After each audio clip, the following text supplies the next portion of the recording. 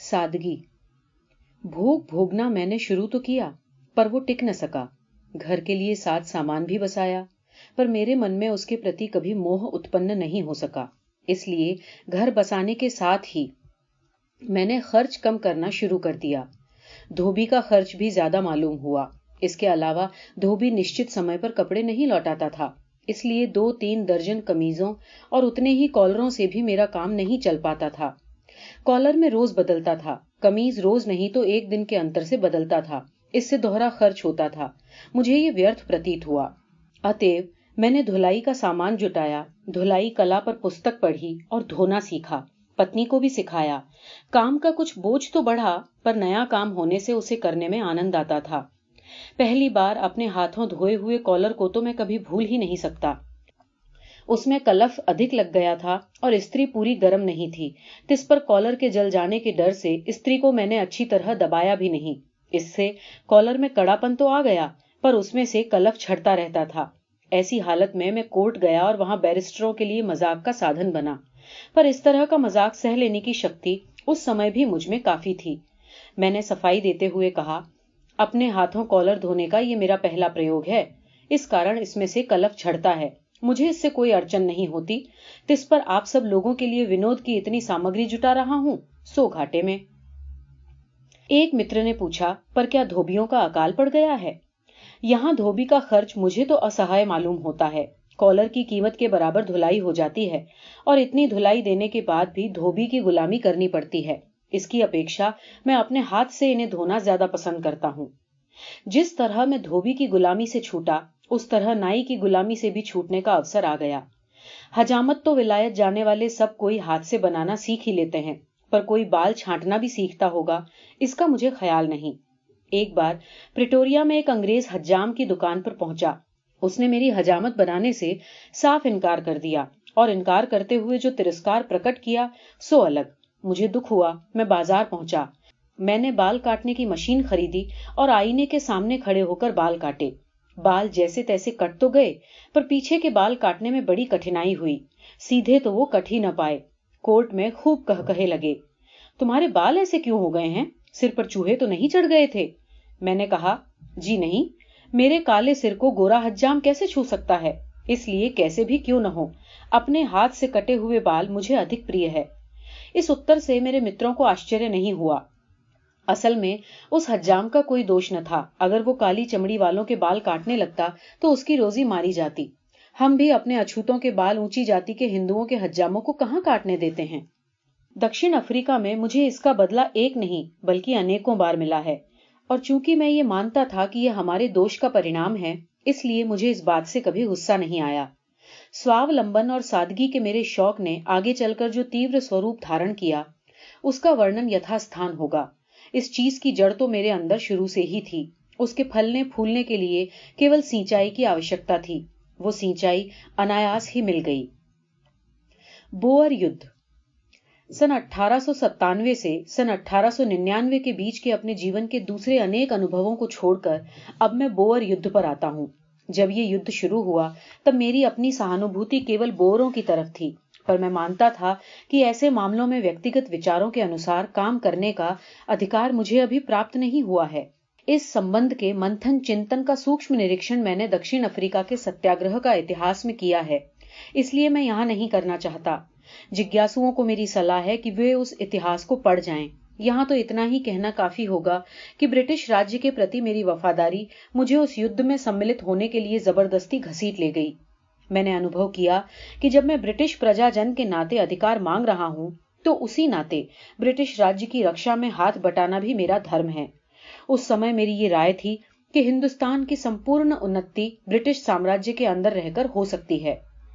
अतएव जितने साथी मिले उतनों को लेकर और अनेक कठिनाइयां सहकर हमने घायलों की सेवा शुश्रूषा करने वाली एक टुकड़ी खड़ी की। अब तक साधारणतया यहाँ के अंग्रेजों की यही धारणा थी कि हिंदुस्तानी संकट के कामों में नहीं पड़ते, उन्हें स्वार्थ के अतिरिक्त और कुछ नहीं सूझता। इसलिए कई अंग्रेज मित्रों ने मुझे निराश करने वाले उत्तर दिए थे। अकेले डॉक्टर बूथ ने मुझे बहुत प्रोत्साहित किया। उन्होंने हमें घायल योद्धाओं की सार संभाल करना सिखाया। अपनी योग्यता के विषय में हमने डॉक्टरी प्रमाण पत्र प्राप्त किए। मिस्टर लाटन और स्वर्गीय एस्कम्बन ने भी हमारे इस कार्य को पसंद किया। अंत में लड़ाई के समय सेवा करने देने के लिए हमने सरकार से विनती की। जवाब में सरकार ने हमें धन्यवाद दिया, पर यह सूचित किया कि इस समय हमें आपकी सेवा की आवश्यकता नहीं। हमारी इस टुकड़ी में लगभग 1100 आदमी थे। उनमें करीब 40 मुखिया थे। दूसरे कोई 300 स्वतंत्र हिंदुस्तानी भी रंगरूटों में भर्ती हुए थे। बाकी के सभी गिरमिटिये थे। डॉक्टर बूथ भी हमारे साथ थे। उस टुकड़ी ने अच्छा काम किया। यद्यपि उसे गोला बारूद की हद के बाहर ही काम करना होता था और रेड क्रॉस का संरक्षण प्राप्त था, फिर भी संकट के समय गोला बारूद की सीमा के अंदर काम करने का अवसर भी हमें मिला। ऐसे संकट में न पड़ने का इकरार सरकार ने अपनी इच्छा से हमारे साथ किया था। पर स्पियांकोव की हार के बाद हालत बदल गई। इसलिए जनरल बुलर ने यह संदेशा भेजा कि यद्यपि आप लोग जोखिम उठाने के लिए वचनबद्ध नहीं हैं, तो भी यदि आप जोखिम उठाकर घायल सिपाहियों और अफसरों को रण क्षेत्र से उठाकर और डोलियों में डालकर ले जाने को तैयार हो जाएंगे, तो सरकार आपका उपकार मानेगी। हम तो जोखिम उठाने को तैयार ही थे। अतएव स्पियांकोव की लड़ाई के बाद हम गोला बारूद की सीमा के अंदर काम करने लगे। इन दिनों सबको कई बार दिन में 20-25 मील की मंजिल तय करनी पड़ती थी और एक बार तो घायलों को डोले में डालकर इतने मील चलना पड़ा था। जिन घायल योद्धाओं को हमें इस प्रकार उठाकर ले जाना पड़ा, उसमें जनरल वुडगेट वगैरह भी थे। 6 हफ्तों के बाद हमारी टुकड़ी को विदा दी गई। स्पियांकोव और बालक्रांच की हार के बाद लेडी स्मिथ आदि स्थानों को बोरों के घेरे में से बड़ी तेजी के साथ छुड़ाने का विचार ब्रिटिश सेनापति ने छोड़ दिया था और इंग्लैंड तथा हिंदुस्तान से और अधिक सेना के आने की राह देखने तथा धीमी गति से काम करने का निश्चय किया गया था। हमारे छोटे से काम की उस समय तो बड़ी स्तुति हुई। इससे हिंदुस्तानियों की प्रतिष्ठा बढ़ी। आखिर हिंदुस्तानी साम्राज्य के वारिस तो हैं ही, इस आशय के गीत गाए गए। जनरल बुलर ने अपने तरीके में हमारी टुकड़ी के काम की तारीफ की। मुखियाओं को युद्ध के पदक भी दिए। इससे हिंदुस्तानी कौम अधिक संगठित हो गई।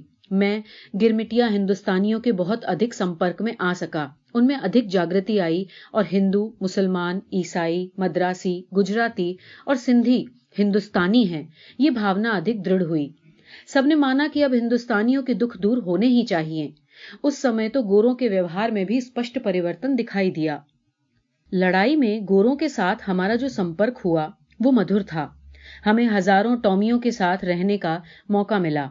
वे हमारे साथ मित्रता का व्यवहार करते थे और ये जानकर कि हम उनकी सेवा के लिए आए हैं, हमारा उपकार मानते थे। दुख के समय मनुष्य का स्वभाव किस तरह पिघलता है, इसका एक मधुर संस्मरण यहाँ दिए बिना मैं नहीं रह सकता। हम चीवली छावनी की तरफ जा रहे थे। ये वही क्षेत्र था जहां लॉर्ड्स रॉबर्ट्स के पुत्र लेफ्टिनेंट रॉबर्ट्स को प्राण घातक चोट लगी थी। लेफ्टिनेंट रॉबर्ट्स के शव को ले जाने का सम्मान हमारी टुकड़ी को मिला था। अगले दिन धूप तेज थी। हम कूच कर रहे थे और सब प्यासे थे। पानी पीने के लिए रास्ते में एक छोटा सा झरना पड़ा।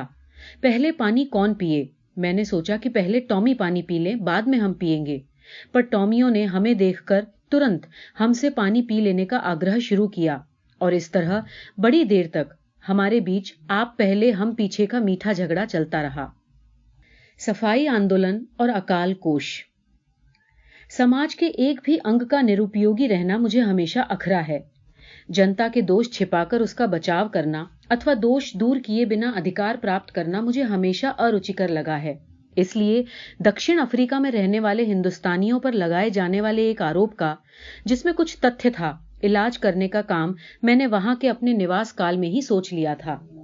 हिंदुस्तानियों पर जब जब यह आरोप लगाया जाता था कि वे अपने घर बार साफ नहीं रखते और बहुत गंदे रहते हैं, इस आरोप को निषेध करने के लिए आरंभ में हिंदुस्तानियों के मुखिया माने जाने वाले लोगों के घरों में तो सुधार आरंभ हो ही चुके थे, पर घर घर घूमने का सिलसिला तब शुरू हुआ जब डरबन में प्लेग का प्रकोप और डर पैदा हुआ। इसमें म्यूनिसिपैलिटी के अधिकारियों का भी सहयोग और सम्मति थी। हमारी सहायता मिलने से उनका काम हल्का हो गया और हिंदुस्तानियों को कम कष्ट उठाने पड़े, क्योंकि साधारणतः जब प्लेग आदि का उपद्रव होता है तब अधिकारी घबरा जाते हैं और उपायों की योजना में मर्यादा से आगे बढ़ जाते हैं। जो लोग उनकी दृष्टि में खटकते हैं उन पर उनका दबाव असह्य हो जाता है। भारतीय समाज ने खुद ही सख्त उपायों से काम लेना शुरू कर दिया, इसलिए वो इन सारी सख्तियों से बच गया।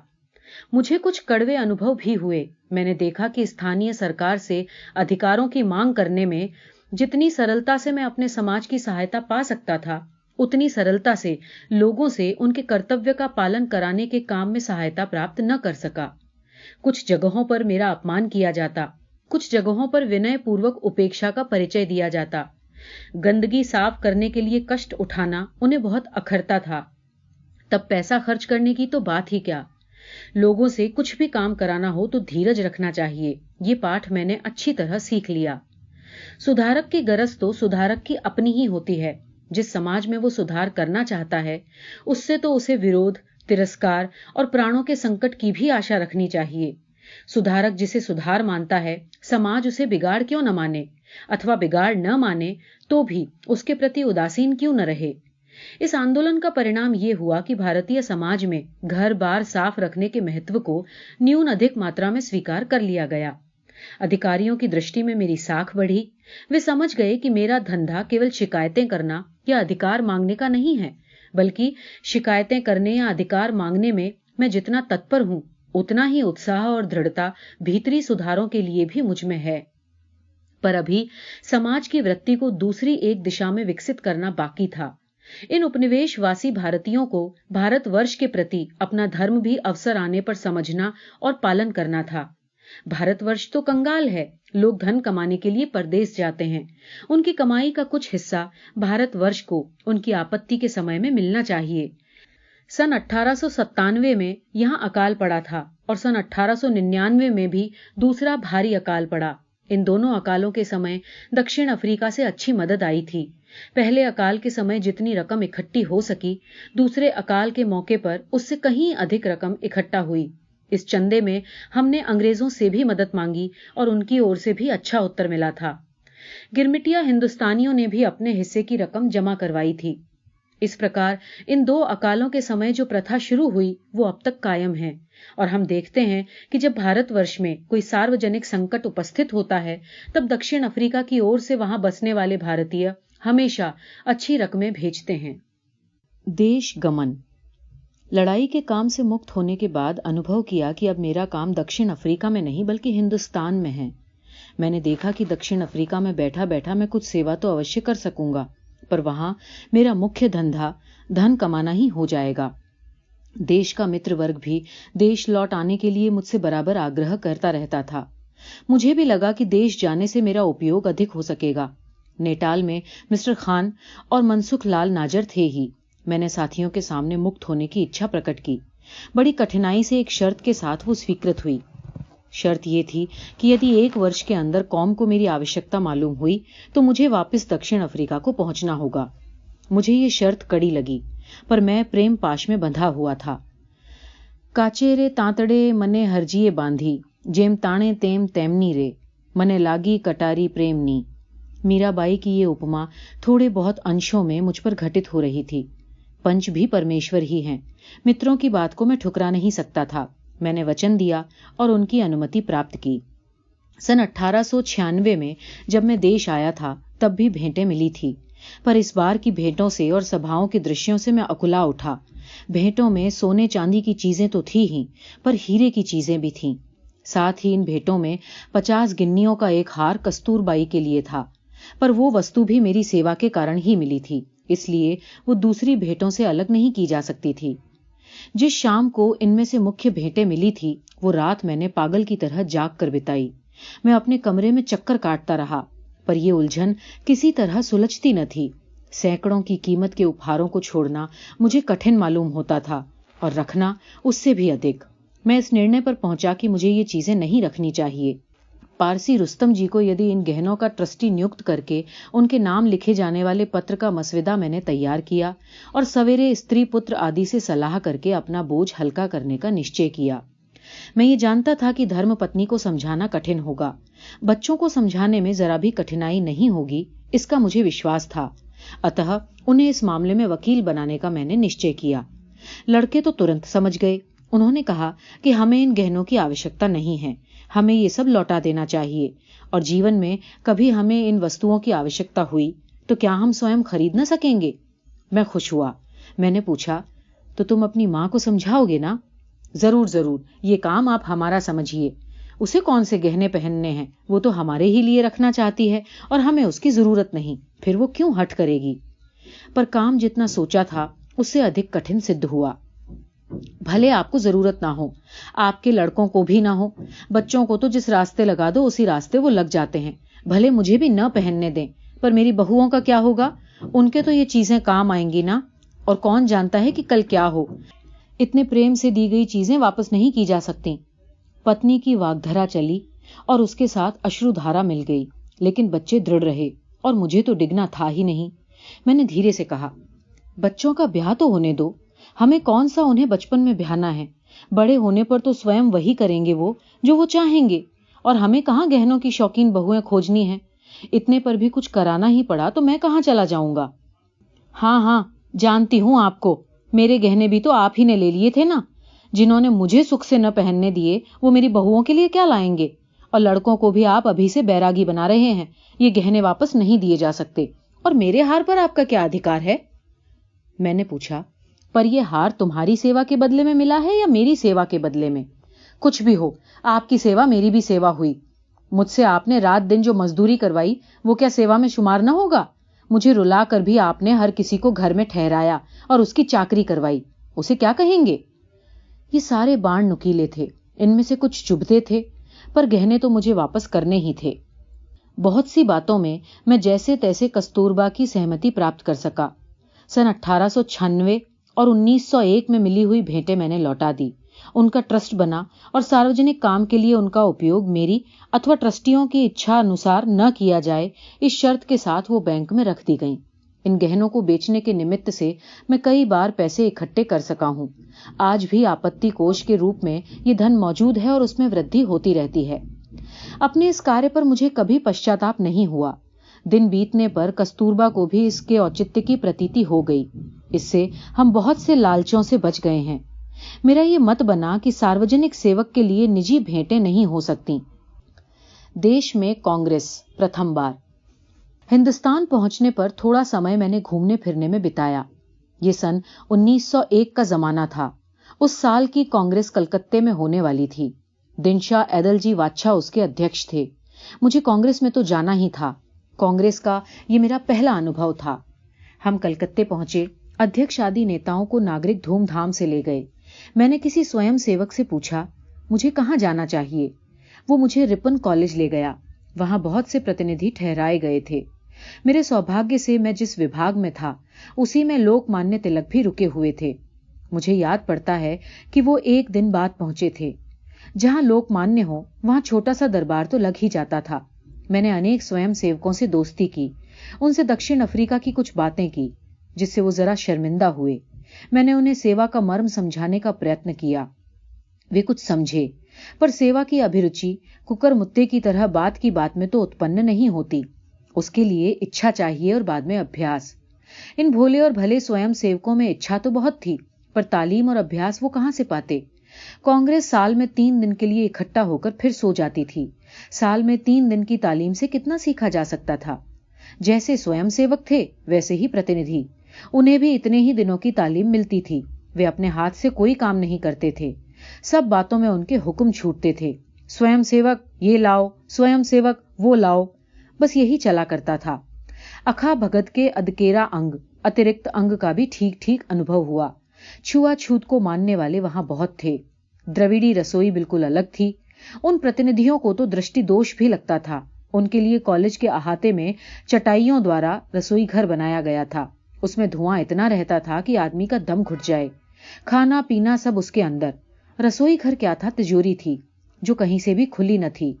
मुझे ये वर्ण धर्म उल्टा लगा। कांग्रेस में आने वाले प्रतिनिधि जब इतनी छुआछूत रखते हैं तो उन्हें भेजने वाले लोग कितनी रखते होंगे? इस प्रकार का त्रैराशिक लगाने से जो उत्तर मिला उस पर मैंने लंबी सांस ली। गंदगी की हद नहीं थी।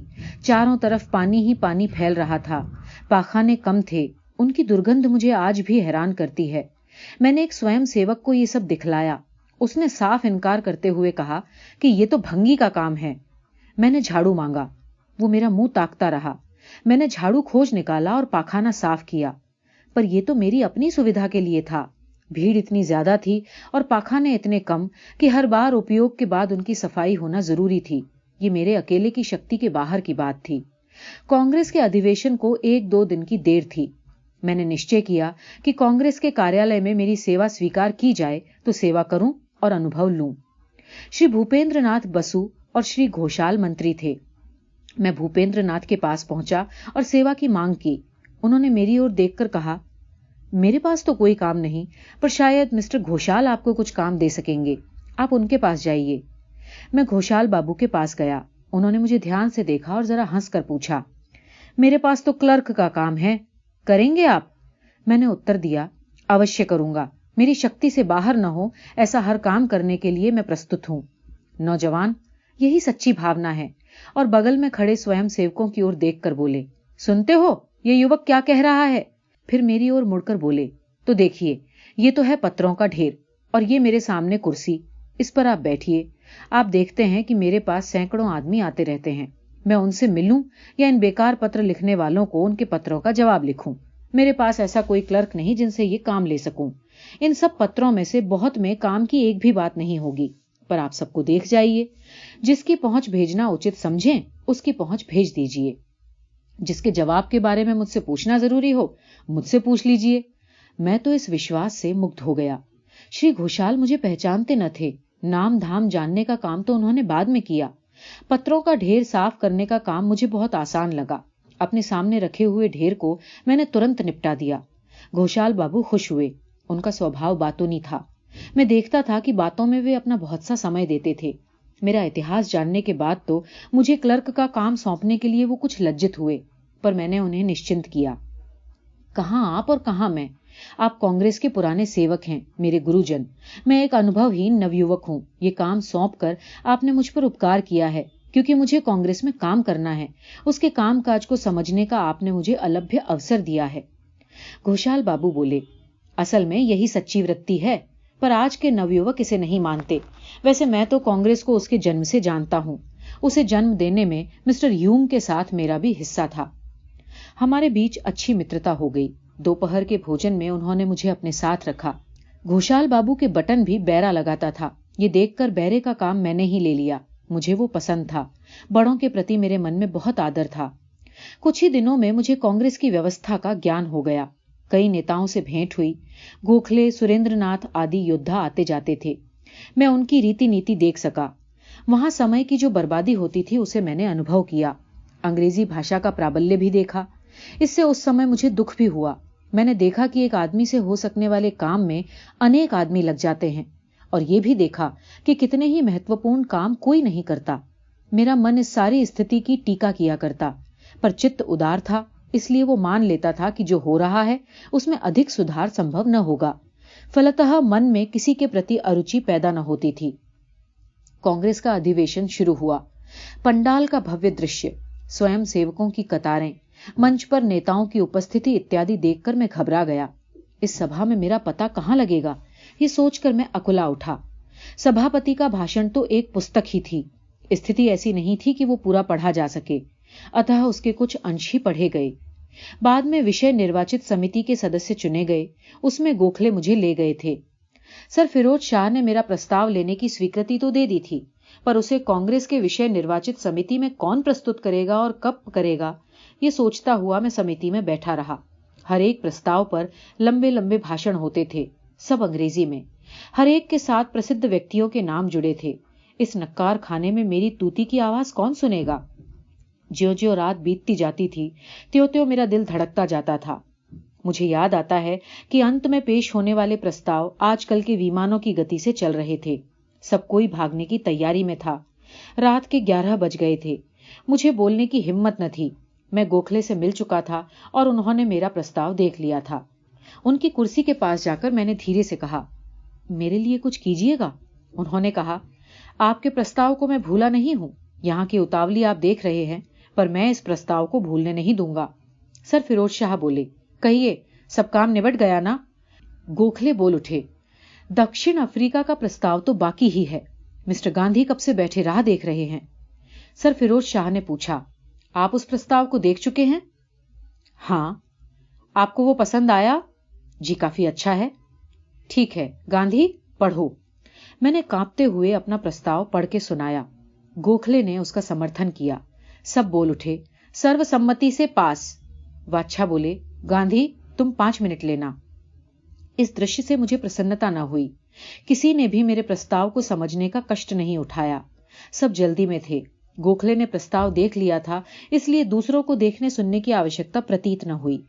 सवेरा हुआ तो मुझे अपने भाषण की फिक्र थी। 5 मिनट में मैं क्या बोलूंगा?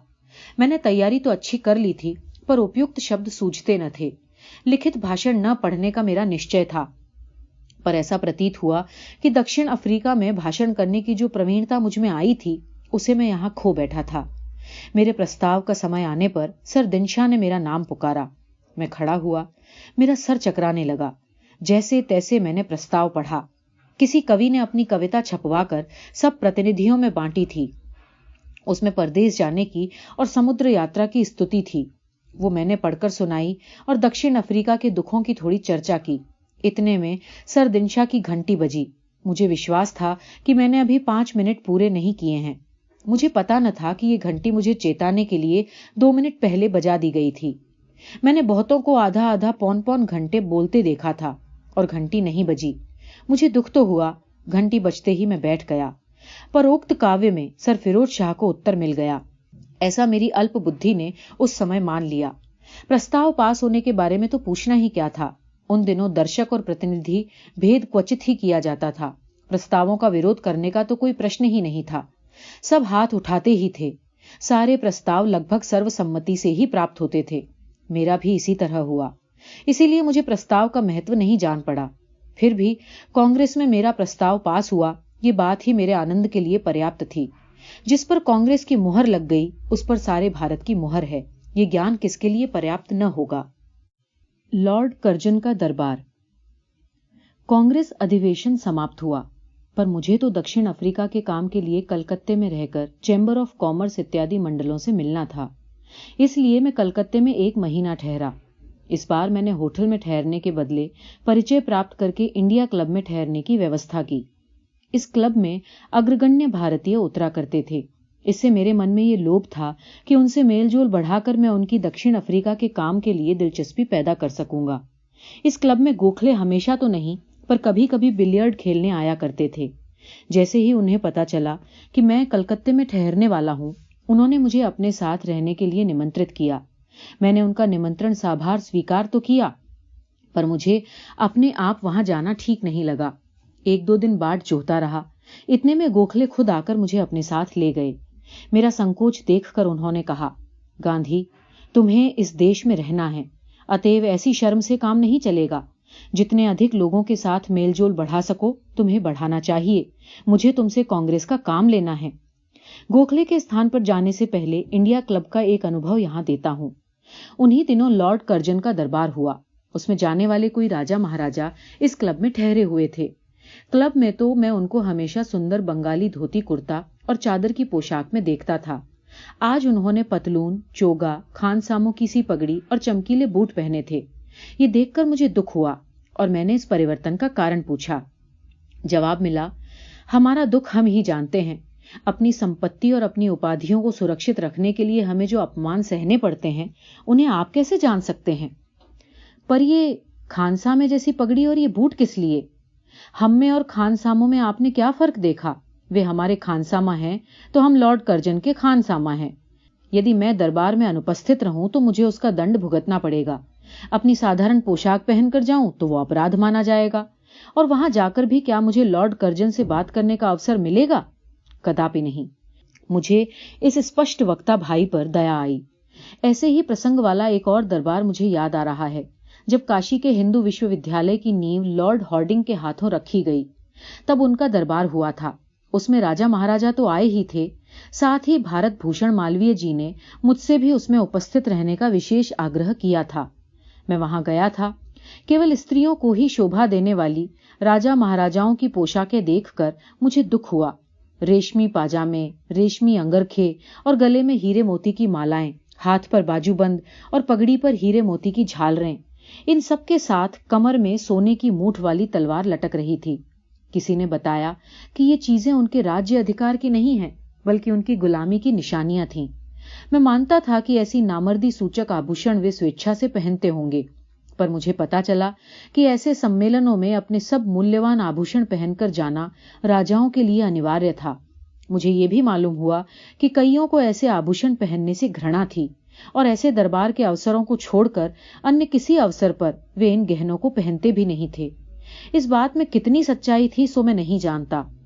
वे दूसरे अवसरों पर पहनते हों या न पहनते हों, क्या वायसराय के दरबार में और क्या दूसरी जगह औरतों को ही शोभा देने वाले आभूषण पहनकर जाना पड़े, ये पर्याप्त दुख की बात थी। धन, सत्ता और मान मनुष्य से कितने पाप और अनर्थ कराते हैं। बंबई में स्थिर होना।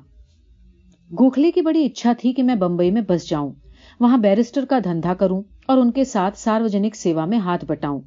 उस समय सार्वजनिक सेवा का मतलब था कांग्रेस की सेवा। उनके द्वारा स्थापित संस्था का मुख्य कार्य कांग्रेस की व्यवस्था चलाना था। मेरी भी इच्छा यही थी, पर काम मिलने के बारे में मुझे आत्मविश्वास नहीं था। पिछले अनुभवों की याद भूली नहीं थी। खुशामद करना मुझे विष तुल्य लगता था। इस कारण पहले तो मैं राजकोट में ही रहा। वहां मेरे पुराने हितैषी और मुझे विलायत भेजने वाले केवल राम मावजी दवे थे। उन्होंने मुझे 3 मुकदमे सौंपे। 2 अपीलें काठियावाड़ के जुडिशियल असिस्टेंट के सम्मुख थीं और एक इब्तिदाई मुकदमा जामनगर में था। ये मुकदमा महत्वपूर्ण था। मैंने इस मुकदमे की जोखिम उठाने से आनाकानी की। इस पर केवल राम बोल उठे, हारेंगे तो हम हारेंगे ना, तुमसे जितना हो सके तुम करो, मैं भी तुम्हारे साथ रहूंगा ही ना। इस मुकदमे में मेरे सामने स्वर्गीय समर्थ थे। मैंने तैयारी ठीक की थी। यहाँ के कानून का तो मुझे बहुत ज्ञान नहीं था। केवल राम दवे ने मुझे इस विषय में पूरी तरह तैयार कर दिया था। मेरे दक्षिण अफ्रीका जाने से पहले मित्र मुझे कहा करते थे कि सर फिरोज शाह मेहता को कानून शहादत जबानी याद है और यही उनकी सफलता की कुंजी है। मैंने इसे याद रखा था और दक्षिण अफ्रीका जाते समय यहाँ का कानून शहादत में टीका के साथ पढ़ गया था। इसके अतिरिक्त दक्षिण अफ्रीका का अनुभव तो मुझे था ही। मुकदमे में हम विजयी हुए। इससे मुझ में कुछ विश्वास पैदा हुआ। उक्त 2 अपीलों के बारे में मुझे शुरू से ही कोई डर न था। इससे मुझे लगा कि यदि बंबई जाऊं तो वहां भी वकालत करने में मुझे कोई दिक्कत न होगी। इस विषय पर आने से पहले थोड़ा अंग्रेज अधिकारियों के अविचार और अज्ञान का अपना अनुभव सुना दूं। जुडिशियल असिस्टेंट कहीं एक जगह टिककर नहीं बैठते थे। उनकी सवारी घूमती रहती थी, आज यहां कल वहां। जहां वे महाशय जाते थे वहीं वकीलों और मुवक्किलों को भी जाना होता था। वकील का मेहनताना जितना केंद्रीय स्थान पर होता उससे अधिक बाहर होता था, इसलिए मुवक्किल को सहज ही दुगुना खर्च पड़ जाता था। पर जज इसका विचार बिल्कुल न करता था। अब मैं मूल विषय पर आता हूं।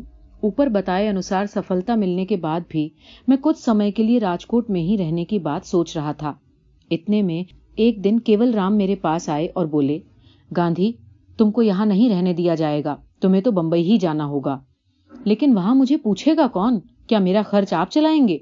हाँ हाँ, मैं तुम्हारा खर्च चलाऊंगा। तुम्हें बड़े बैरिस्टर की तरह कभी कभी यहाँ ले आया करूंगा और लिखा पढ़ी वगैरह का काम तुमको वहां भेजता रहूंगा। बैरिस्टरों को छोटा बड़ा बनाना तो हम वकीलों का काम है ना। तुम अपनी योग्यता का प्रमाण तो जामनगर और बेरावल में दे ही चुके हो, इसलिए मैं निश्चिंत हूं। तुम सार्वजनिक काम करने के लिए सिरजे गए हो। तुम्हें काठियावाड़ में दफन नहीं होने देंगे। कहो कब रवाना होते हो? नेटाल से मेरे कुछ पैसे आने बाकी हैं, उनके आने पर चला जाऊंगा। पैसे 1-2 हफ्तों में आ गए और मैं बंबई पहुंचा। पेन, गिलबर्ट और सयानी के दफ्तर में चेम्बर्स किराए पर लिए और मुझे लगा कि अब मैं बंबई में स्थिर हो गया हूं। धर्म संकट। मैंने जैसे दफ्तर किराए पर लिया वैसे ही गिरगांव में घर भी लिया, पर ईश्वर ने मुझे स्थिर नहीं होने दिया। घर लिए अधिक दिन नहीं हुए थे कि मेरा दूसरा लड़का बहुत बीमार हो गया। उसे काला ज्वर ने जकड़ लिया। ज्वर उतरता न था, बेचैनी भी थी। फिर रात में सन्निपात के लक्षण भी दिखाई पड़े। इस बीमारी के पहले बचपन में उसे चेचक भी बहुत जोर की निकल चुकी थी। मैंने डॉक्टर से सलाह ली। उन्होंने कहा कि इसके लिए दवा बहुत कम उपयोगी होगी। इसे तो अंडे और मुर्गी का शोरबा देने की जरूरत है। मणिपाल की उम्र 10 साल थी। उससे मैं क्या पूछता? अभिभावक होने के नाते निर्णय मुझे करना था। डॉक्टर एक बहुत भले पारसी थे। मैंने कहा, डॉक्टर, हम सब अन्नाहारी हैं। मेरी इच्छा अपने लड़के को इन 2 में से एक भी चीज देने की नहीं होती। क्या दूसरा कोई उपाय नहीं? डॉक्टर बोले, आपके लड़के के प्राण संकट में हैं। दूध और पानी मिलाकर दिया जा सकता है, पर इससे पूरा पोषण नहीं मिलेगा। जैसा कि आप जानते हैं, मैं बहुतेरे हिंदू कुटुंबों में जाता हूं, पर दवा के नाम पर तो उन्हें जो भी चीज दें वो ले लेते हैं। मैं सोचता हूं कि आप लड़के पर ऐसी सख्ती न करें तो अच्छा हो। आप कहते हैं सो ठीक है, आपको यही कहना भी चाहिए। मेरी जिम्मेदारी बहुत बड़ी है। लड़का बड़ा होता तो मैं अवश्य ही उसकी इच्छा जानने का प्रयत्न करता और वो जो चाहता मैं उसे करने देता। यहाँ तो मुझे ही बालक के बारे में निर्णय करना है। मेरा ख्याल है कि मनुष्य के धर्म की परीक्षा ऐसे ही समय में होती है, सही हो या गलत, पर मैंने ये धर्म माना है कि मनुष्य को मांस आदि नहीं खाना चाहिए। जीवन के साधनों की भी सीमा होती है। कुछ बातें ऐसी है जो जीने के लिए भी हमें नहीं करनी चाहिए। मेरे धर्म की मर्यादा मुझे अपने लिए और अपने परिवार वालों के लिए ऐसे समय भी मांस का उपयोग करने से रोकती है। इसलिए मुझे वो जोखिम उठाना ही होगा जिसकी आप कल्पना करते हैं। पर मैं आपसे एक ही चीज मांगता हूं। आपका उपचार तो मैं नहीं करूंगा, किंतु मुझे इस बच्चे की छाती नाड़ी आदि देखना नहीं आता। मुझे पानी के उपचारों का थोड़ा ज्ञान है। मैं उन उपचारों को अपनाना चाहता हूं, पर यदि आप बीच बीच में मणिलाल की तबीयत देखने आते रहेंगे और उसके शरीर में होने वाले फेर फारों की जानकारी मुझे देते रहेंगे तो मैं आपका उपकार मानूंगा। सज्जन डॉक्टर ने मेरी कठिनाई समझ ली और मेरी प्रार्थना के अनुसार मणिलाल को देखने आना कबूल कर लिया। यद्यपि मणिलाल स्वयं निर्णय करने की स्थिति में नहीं था, फिर भी मैंने उसे डॉक्टर के साथ हुई चर्चा उसे सुना दी और उससे कहा कि वो अपनी राय बताए। आप खुशी से पानी के उपचार कीजिए, मुझे न शोरबा पीना है न अंडे खाने हैं। इस कथन से मैं खुश हुआ। यद्यपि मैं समझता था कि मैंने उसे ये दोनों चीजें खिलाई भी होती तो वो खा भी लेता। मैं कूने के उपचार जानता था, उसके प्रयोग भी मैंने किए थे। मैं ये भी जानता था कि बीमारी में उपवास का बड़ा स्थान है। मैंने मणिलाल को कूने की रीति से कटी स्नान कराना शुरू किया। मैं उसे 3 मिनट से ज्यादा टब में नहीं रखता था। 3 दिन तक उसे केवल पानी मिलाए हुए संतरे के रस पर रखा। बुखार उतरता न था। रात में वो अंट संट बकता। तापमान 104 डिग्री तक जाता। मैं घबराया कि यदि बालक को खो बैठा तो दुनिया मुझे क्या कहेगी, बड़े भाई क्या कहेंगे, दूसरे डॉक्टर को क्यों न बुलाया जाए, वैद्य को क्यों न बुलाया जाए। अपनी ज्ञानहीन बुद्धि लड़ाने का माता पिता को क्या अधिकार है। एक ओर ऐसे विचार आते थे और दूसरी ओर इस तरह के विचार भी आते थे। हे जीव, जो तू अपने लिए करता वही लड़के के लिए भी करे तो परमेश्वर को संतोष होगा। तुझे पानी के उपचार पर श्रद्धा है, दवा पर नहीं। डॉक्टर रोगी को प्राणदान नहीं देता, वो भी तो एक प्रयोग ही करता है। जीवन की डोर तो ईश्वर के ही हाथ में है। ईश्वर का नाम लेकर उस पर अपनी श्रद्धा रखकर तू अपना मार्ग मत छोड़। मन में इस तरह का मंथन चल रहा था। रात पड़ी। मैं मणिलाल को बगल में लेकर सोया था। मैंने उसे भिगोकर निचोड़ी हुई चादर में लपेटने का निश्चय किया। मैं उठा, चादर ली और उसे ठंडे पानी में भिगोया, निचोड़ा। उसमें उसे सिर से पैर तक लपेट दिया। ऊपर से 2 कंबल ओढ़ा दिए। सिर पर गीला तौलिया रखा। बुखार से शरीर तवे की तरह तप रहा था और बिल्कुल सूखा था। पसीना आता ही न था। मैं बहुत थक गया। मणिलाल को उसकी मां के जिम्मे करके मैं आधे घंटे के लिए चौपाटी पर चला गया, थोड़ी हवा खाकर ताजा होने और शांति प्राप्त करने के लिए। रात के करीब 10 बजे होंगे। लोगों का आना जाना कम हो गया था। मुझे बहुत कम होश था। मैं इस विचार के सागर में गोते लगा रहा था। हे ईश्वर, इस धर्म संकट में तू मेरी लाज रखना। राम राम की रटन तो मुंह में थी ही। थोड़े चक्कर लगाकर धड़कती छाती से मैं वापस आया। घर में पैर रखते ही मणिलाल ने मुझे पुकारा, बापू आप आ गए? हाँ भाई। मुझे अब इसमें से निकालिए ना, मैं जला जा रहा हूँ। क्यों, क्या पसीना छूट रहा है? मैं तो भीग गया हूँ बापू, अब मुझे निकालिए ना बापूजी। मैंने मणिलाल का माथा देखा। माथे पर पसीने की बूंदें दिखाई दी। बुखार कम हो रहा था। मैंने ईश्वर का आभार माना। मणिलाल, अब तुम्हारा बुखार चला जाएगा। अभी थोड़ा और पसीना नहीं आने दोगे? नहीं बापूजी, अब तो मुझे निकाल लीजिए, फिर दोबारा और लपेटना हो तो लपेट दीजिएगा। मुझे धीरज आ गया था, इसलिए उसे बातों में उलझाकर कुछ मिनट और निकाल दिए। उसके माथे से पसीने की धाराएं बह चली। मैंने चादर खोली, शरीर पोंछा और बाप बेटे साथ में सो गए। दोनों ने गहरी नींद ली। सवेरे मणिलाल का बुखार हल्का हो गया था। दूध, पानी और फलों के रस पर वो 40 दिन रहा। मैं निर्भय हो चुका था। ज्वर हठीला था पर वश में आ गया था। आज मेरे सब लड़कों में मणिलाल का शरीर सबसे अधिक सशक्त है। मणिलाल का निरोग होना राम की देन है, अथवा पानी के उपचार की, अल्पाहार की या सार संभाल की। इसका निर्णय कौन कर सकता है? सब अपनी अपनी श्रद्धा के अनुसार जैसा चाहें करें। मैंने तो ये जाना कि ईश्वर ने मेरी लाज रखी और आज भी मैं यही मानता हूं। फिर दक्षिण अफ्रीका। मैंने देखा कि मेरा धंधा आर्थिक दृष्टि से मेरी अपेक्षा से कहीं अधिक अच्छा चल निकला। दक्षिण अफ्रीका के मुवक्किल मुझे कुछ न कुछ काम देते रहते थे। मुझे लगा कि उससे मेरा खर्च सरलतापूर्वक चल जाएगा। मैंने सुस्थिर होने का निश्चय किया और थोड़ी स्थिरता अनुभव की कि अचानक दक्षिण अफ्रीका से तार मिला। चैम्बरलेन यहाँ आ रहे हैं, आपको आना चाहिए। मुझे अपने वचन का स्मरण तो था ही। मैंने तार दिया, मेरा खर्च भेजिए, मैं आने को तैयार हूं। उन्होंने तुरंत रुपए भेज दिए और मैं दफ्तर समेटकर रवाना हो गया। मैंने सोचा था कि मुझे 1 वर्ष तक तो सहज ही लग जाएगा, इसलिए बंगला रहने दिया जाए और बाल बच्चों को वहीं रखना उचित समझा। उस समय मैं मानता था कि जो नौजवान देश में कोई कमाई न करते हों और साहसी हों, उनके लिए परदेश चला जाना अच्छा है। इसलिए मैं अपने साथ 4-5 नौजवानों को लेता गया। उनमें मगनलाल गांधी भी थे। ये नहीं कहा जा सकता कि मैं डरबन एक दिन भी पहले पहुंचा। मेरे लिए वहां काम तैयार था। मिस्टर चैम्बरलेन के पास डेपुटेशन के जाने की तारीख निश्चित हो चुकी थी। मुझे उनके सामने पढ़ा जाने वाला प्रार्थना पत्र तैयार करना था और डेपुटेशन के साथ जाना था। चौथा भाग, किया कराया चौपट। मिस्टर चैम्बरलेन दक्षिण अफ्रीका से 3.5 करोड़ पौंड लेने आए थे तथा अंग्रेजों का और हो सके तो बोरों का मन जीतने आए थे। इसलिए भारतीय प्रतिनिधियों को नीचे लिखा ठंडा जवाब मिला। आप तो जानते ही हैं कि उत्तरदायी उपनिवेशों पर साम्राज्य सरकार का अंकुश नाम मात्र का ही है। आपकी शिकायतें तो सच्ची जान पड़ती हैं। मुझसे जो हो सकेगा मैं करूंगा, पर आपको जिस तरह भी बने यहाँ के गोरों को रिझाकर रहना है। जवाब सुनकर प्रतिनिधि ठंडे हो गए। मैं निराश हो गया। जब जागो तभी सवेरा मानकर फिर से श्री गणेश करना होगा, ये बात मेरे ध्यान में आ गई थी और मैंने साथियों को समझा दी थी। मिस्टर चैम्बरलेन का जवाब क्या गलत था? गोलमोल बातें कहने के बदले उन्होंने साफ बात कह दी। जिसकी लाठी उसकी भैंस का कानून उन्होंने थोड़े मीठे शब्दों में समझाया। पर हमारे पास लाठी थी ही कहां। हमारे पास तो लाठी के प्रहार झेलने लायक शरीर भी मुश्किल से थे। मिस्टर चैम्बरलेन कुछ हफ्ते ही रहने वाले थे। दक्षिण अफ्रीका कोई छोटा सा प्रांत नहीं है, वो एक देश है, खंड है। अफ्रीका में तो अनेक उपखंड समाये हुए हैं।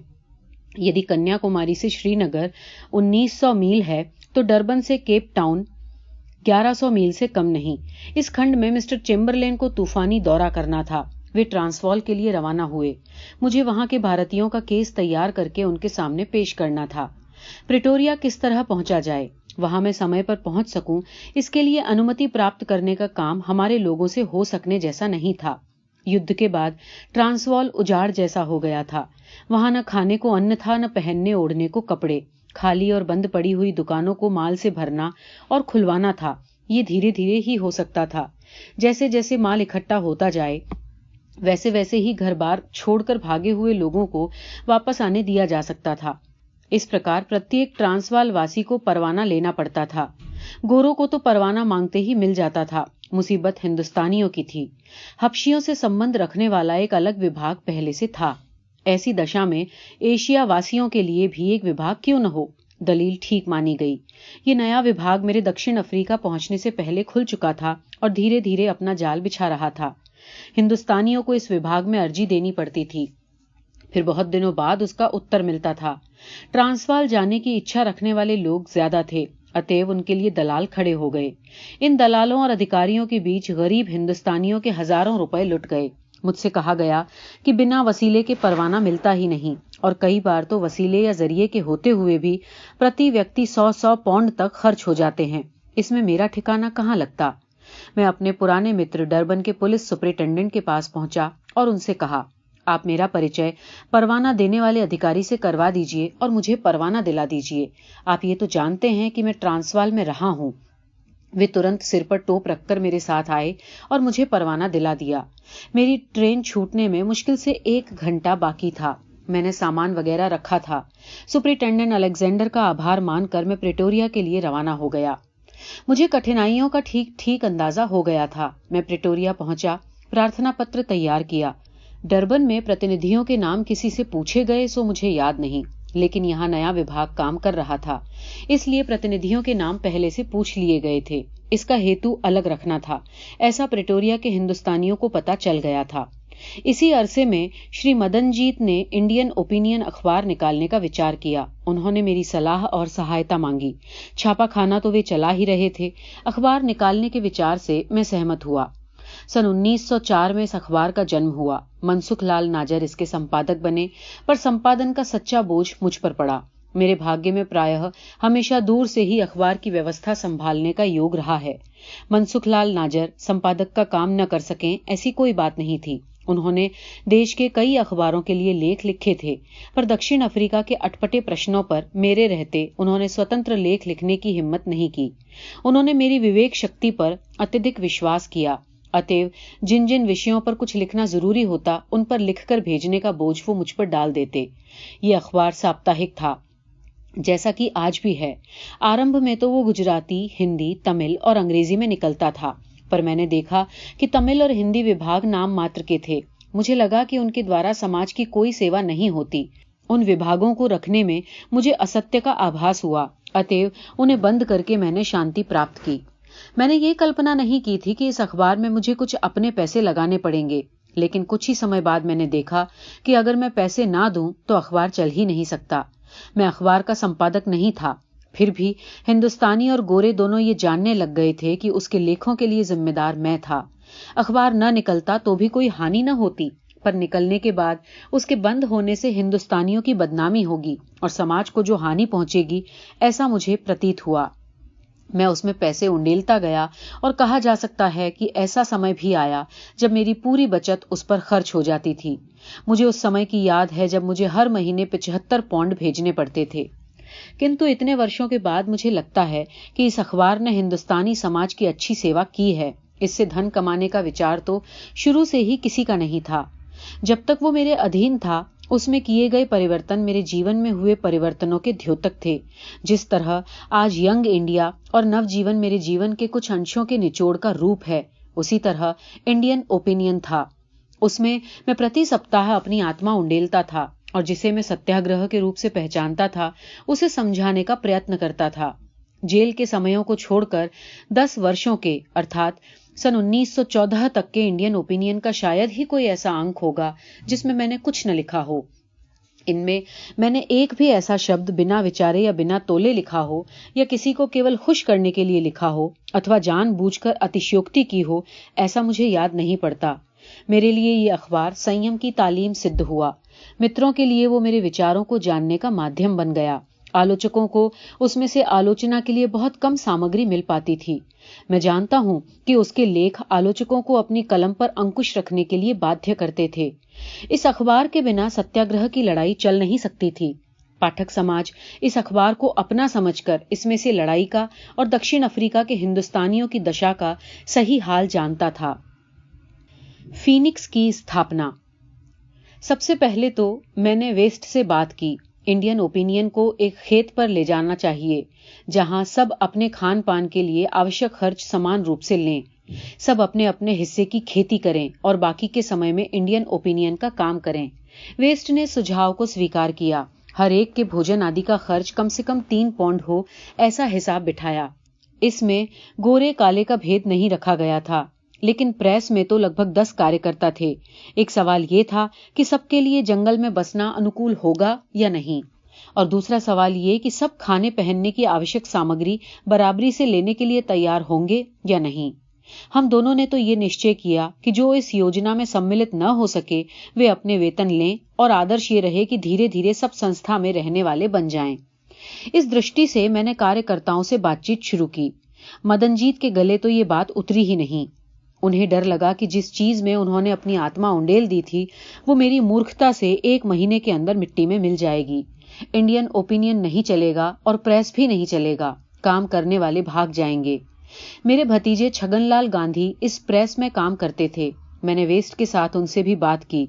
उन पर कुटुंब का बोझ था, किंतु उन्होंने बचपन से ही मेरे अधीन रहकर शिक्षा प्राप्त करना और काम करना पसंद किया था। मुझ पर उनका पूरा विश्वास था, अतएव बिना किसी दलील के वे इस योजना में सम्मिलित हो गए और आज तक मेरे साथ हैं। तीसरे गोविंद स्वामी नामक एक मशीन चलाने वाले भाई थे, वे भी इसमें शरीक हुए।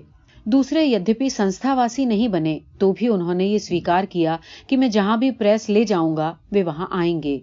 मुझे याद नहीं पड़ता कि इस तरह कार्यकर्ताओं से बातचीत करने में 2 से अधिक दिन लगे होंगे। तुरंत ही मैंने समाचार पत्रों में एक विज्ञापन छपवाया कि डरबन के पास किसी भी स्टेशन से लगी हुई जमीन के एक टुकड़े की जरूरत है। जवाब में फीनिक्स की जमीन का संदेशा मिला। वेस्ट के साथ मैं उसे देखने गया। 7 दिन के अंदर 20 एकड़ जमीन ली। उसमें एक छोटा सा पानी का नाला था, नारंगी और आम के कुछ पेड़ थे और साथ ही 80 एकड़ का दूसरा एक टुकड़ा था। उसमें विशेष रूप से फलों वाले पेड़ और एक झोंपड़ा था। थोड़े दिनों बाद उसे भी खरीद लिया। दोनों को मिलाकर 1000 पौंड दिए। कुछ हिंदुस्तानी बढ़ई और सिलावट जो मेरे साथ बोअर की लड़ाई में सम्मिलित हुए थे, इस काम के लिए मिल गए। उनकी मदद से कारखाना बनना शुरू हुआ। 1 महीने में मकान तैयार। वो 75 फीट लंबा और 50 फीट चौड़ा था। वेस्ट आदि शरीर को संकट में डालकर राज और बढ़ई के साथ लगे। फीनिक्स में घास खूब थी, बस्ती बिल्कुल नहीं। इससे सांपों का खतरा था। आरंभ में तो तंबू गाड़कर सब उन्हीं में रहे थे।